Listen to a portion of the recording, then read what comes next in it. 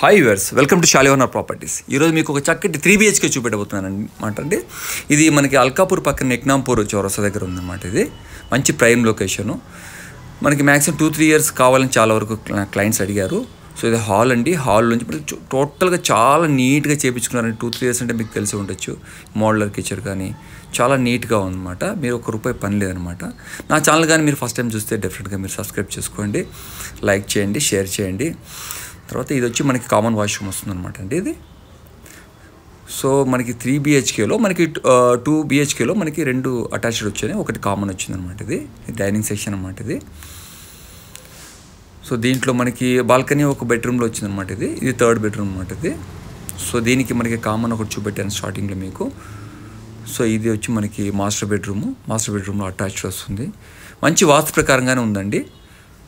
మీకు మ్యాక్సిమం మనకి అల్కాపూర్లో చాలా వరకు నన్ను అడిగారు 3 ఇయర్స్ కన్స్ట్రక్షన్ది.